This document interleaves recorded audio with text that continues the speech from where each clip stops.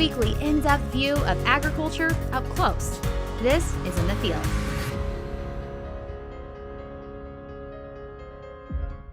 Today, I introduce you to a humble cowboy, an American Heritage Award winner, and farrier Randy Cate, who is in the business of healing lame horses.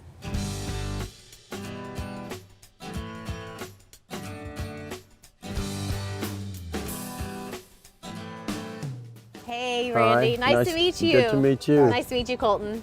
Okay, Randy, I hear you work with horses. Take me through the beginning. What first got your passion in equine?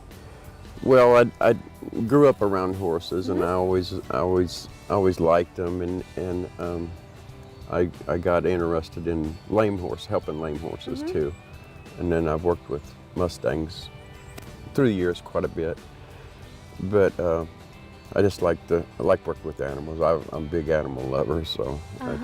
Well, you know, we're here in Southwest Missouri, but you travel the country helping horses and helping those owners. It takes a huge skill set. So take me through the knowledge and skill that you've established over decades and decades since the 70s in helping horses. Oh, it was mostly trial and error. And I kind of started at the bottom. You come into a new town, people are going to want to use the shoe that everybody knows. So the culls are the ones nobody wants. That's the ones you end up doing. The kickers are the crippled ones.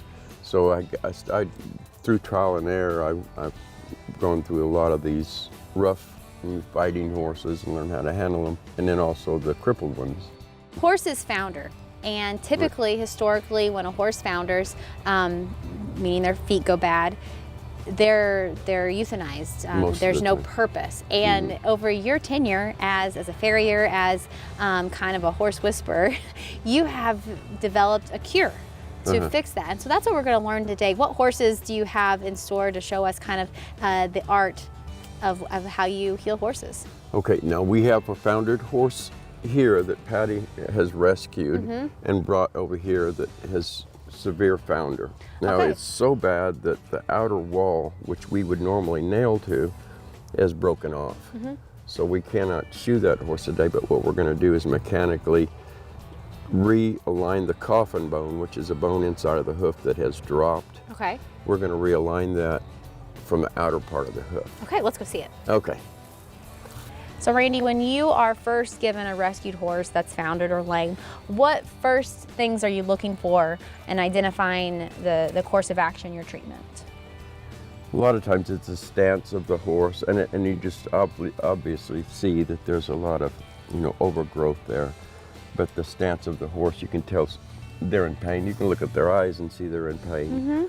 And a lot of times a foundered horse, if you find a foundered horse in a pasture, they're going to have their front feet out in front of them. Okay. Because they're trying to put their weight. They get the weight off the front. Yeah, by tucking their back legs under them. And like this horse here, we'd like to shoe it, but this whole section here is broken out, and that's what we would be nailing. So we're just going to realign the hoof as much as possible from where it needs, put it back where it needs to be. Okay, well, let's see what's step one.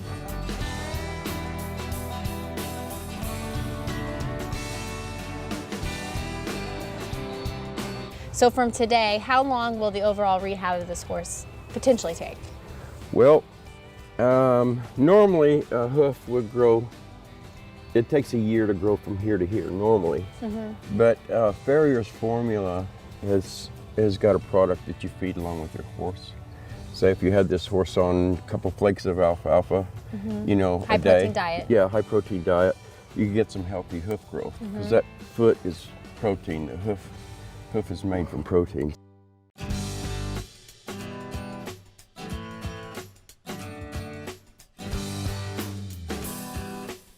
So let's talk about the shoes that you will put on the types of horses you're healing. This is a customized, basically, shoe for them. And what is this brace bar doing?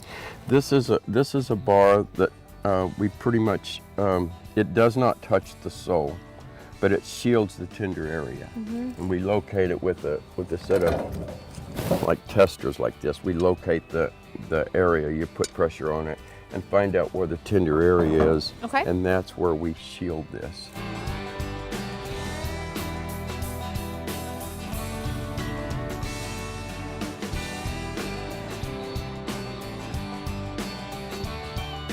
you are one of the only people that are healing foundered horses because of this technique that you've manicured and perfected over a lifetime. Right, yeah. I came up with this process when I was 40 years old, which I'm 67, so that's been quite a while back. But I mean, it works, and it's all just, you know, common sense.